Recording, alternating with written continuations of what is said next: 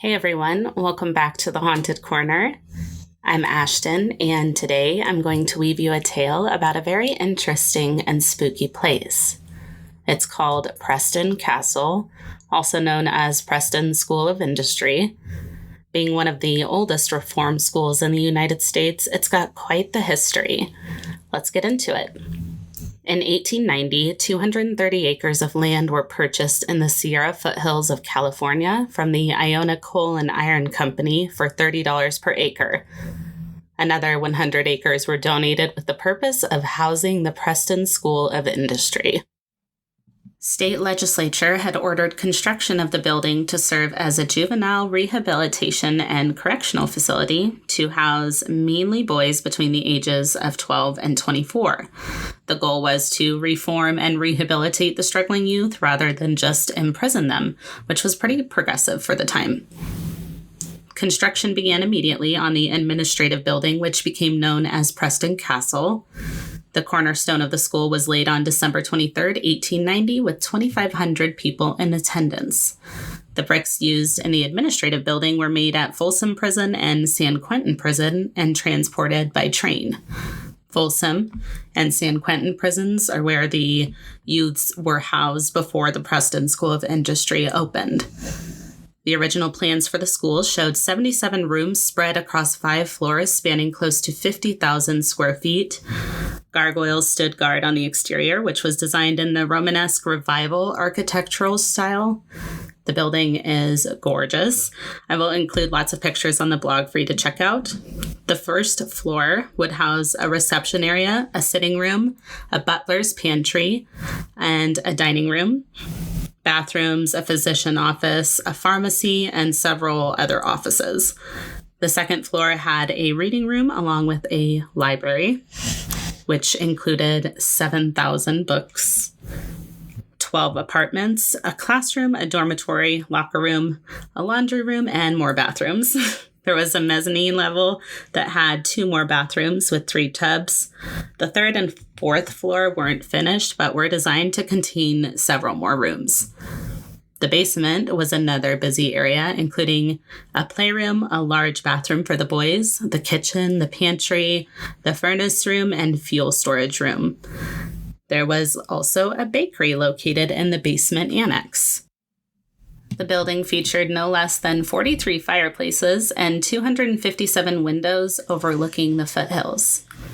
The first 7 wards were accepted at the Preston School of Industry on June 13th of 1894. They were transferred from San Quentin Prison, and the school was officially declared open on July 1st of 1894. In 1895, a water wheel called a Pelton wheel was installed to provide electricity to the school. When the school was at its peak, it encompassed more than 1,000 acres, 750 of which were farmland, and it included 50 buildings. It housed 800 wards and had a staff of 200 employees. Now let's talk about the wards. Some of these young boys had committed crimes such as burglary, theft, arson, and even murder, which had landed them at the school. Others had been abandoned and had nowhere else to go, so they were sent to the Preston School of Industry. So there was a mixture of violent and nonviolent offenders. While there, the boys would spend half the day in school, and the other half was spent learning a trade. Because of the high acreage of land and how self-sufficient the school was, the boys were allowed to grow their own food, raise livestock, and learn other farming trades. They also had the option to work in the print shop, the bakery shop, or the cobbler shop to learn skills that would help them in the real world. In the cobbler shop, the boys made shoes that the other youths would wear while attending school at Preston, but they'd also make shoes that they would wear when they were finally able to leave and begin their new lives outside the school. The boys also received some military training while attending the school. There was a band and orchestra, as well as athletic and drill teams that the young men could join. Band concerts were held every morning. There was an assembly hall where the boys would gather to watch movies a few times per month. Outside speakers would sometimes come in and speak to the boys, and volunteer church services were held weekly. Some well-known wards who spent time at the Preston School of Industry include Merle Haggard, Eddie Anderson, Rory Calhoun, Don Jordan, Joseph Paul Kretzer, and Eddie Bunker. Names of the boys that were held at the school are still scratched into the bricks inside the building. Athletics were a big part of reform culture at the school. There was an athletic director on staff, and the Preston teams would compete with outside schools. And they were pretty proud of the fact that only one boy escaped on a trip to an athletic event outside the school.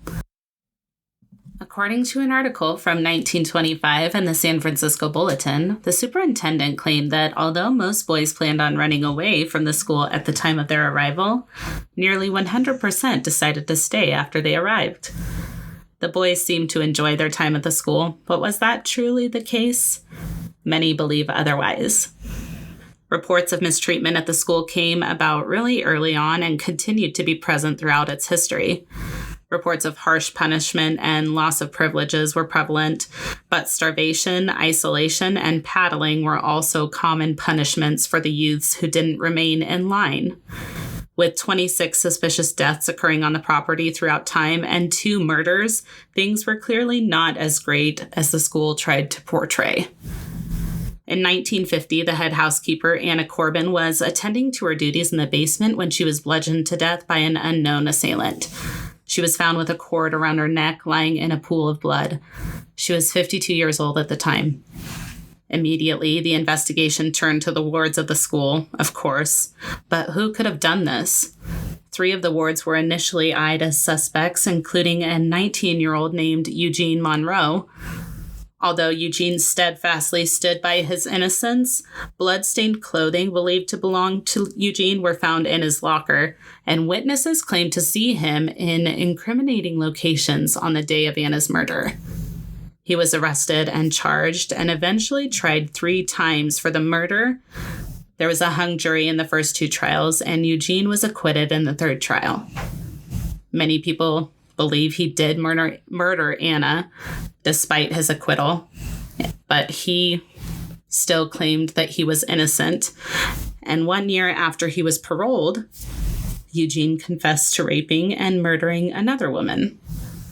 Anna Corbin's murder remains unsolved to this day. In 1965, the agricultural teacher asked 2 of the boys to stay after class to help weld a trailer hitch, and when he bent down and began to weld it, they beat him over the back of the head with a pipe, killing him. On another occasion, 2 of the wards, Samuel Goines and Joe Lopez, attempted to escape from Preston. Samuel Goines was shot and killed during the escape attempt. Joe Lopez, while unharmed during this event, died shortly after under suspicious circumstances. The 2 are buried next to each other in the cemetery located on the property. Also buried in the cemetery are the unclaimed bodies of 21 other wards who died on the property and whose bodies were never claimed by their families. Some died from tuberculosis, which spread through the school, along with the flu epidemic of 1918, which affected nearly half of the staff and a third of the boys. Other deaths were unexplained. Many believe that the employees caused some of these deaths, while others claimed that there was violence between the boys at the school. During 1 year, there was a reported 2 incidents of violence per day, 369 reported fights, 312 reported assaults, with 27 staff members being attacked by the wards. Reports of mistreatment at the school got so bad that a probe into the treatment of the boys was demanded in 1945. This came to a head when 3 boys were found being held in an unheated cell. 2 of the boys were naked and 1 was wearing shorts. The school was eventually closed in 1960 and sat abandoned for a few decades. In September of 2001, the Preston Castle Foundation received a 50-year lease for the property and obtained ownership in 2014. The Preston Castle has also been named a California State Historical Landmark and is listed on the National Register of Historic Places. The foundation hosts tours of the property for those who are interested, and if you've ever been to the property, I'd love to hear about it. So let's talk about the hauntings. Some of the more popular locations to experience paranormal activity include the basement, the infirmary, and Anna Corbin's room. In Anna's room, people have experienced partial possessions or channelings. Unexplained noises, including the sound of a chainsaw and a little girl crying, have also been heard in this room as well. Why is it always a child crying and people being possessed in the room? Absolutely not. Some have reported seeing the spirit believed to belong to Anna Corbin in the basement. And if you're a Ghost Adventures fan like myself, you'll remember the episode in which they investigated Preston Castle. Zach Bagans experienced some kind of possession, possibly the spirit of Anna Corbin. Who knows? That episode scared me to death when I first watched it. Season 2, episode 1, for those who are interested. A former housekeeper even asked to be reassigned after reportedly coming into contact with a spirit they believed was that of Anna Corbin as well. The spirit of Samuel Goines is reported to be one of the angry spirits who still lingers around the property. Samuel was the boy who attempted to escape from the school and was shot in the process. His body was never claimed by his family, and many believe that this is the reason his spirit is so unsettled. It's possible that the spirits of any one of the 23 boys who died at the school still could be trapped within the walls because of the way they died, or possibly the fact that, like Samuel Goines, their bodies were never claimed and put to rest by their families, just simply discarded under a nondescript headstone. With a history filled with violence and death, including many suspicious deaths, the energy in the building alone is enough to send chills down your spine. But the sound of doors slamming and objects falling in the distance, along with whispers from seemingly nowhere and the touch of someone who isn't there, is enough to make anyone who enters Preston Castle believe that they are not alone. And that is the story of Preston Castle, also known as the Preston School of Industry. Thank you for tuning in today. I hope you enjoyed the episode. The sources for today's episode will be listed on the blog post for the episode at www.thehauntedcorner.com. That will be linked to in the show notes. Check out the other episodes of The Haunted Corner, available now wherever you listen to your favorite podcast, with new episodes dropping every week. If you're enjoying the podcast and would like to share your support and get a bonus episode every week, head over to Patreon. You'll have access to the exclusive Patreon-only episodes, early and ad-free access to episodes, plus a ton more. Head over to patreon.com/The Haunted Corner to join now. Follow us on social media at The Haunted Corner on Instagram, Facebook, YouTube, and TikTok. If you're enjoying the podcast, be sure to tell a friend and rate and review wherever you listen. It really helps the pod. If you have a case suggestion or a correction to share, please send it to thehauntedcorner@gmail.com or submit it through the website. Until next time, be kind and take care of yourselves and each other, and we'll see you soon. Bye.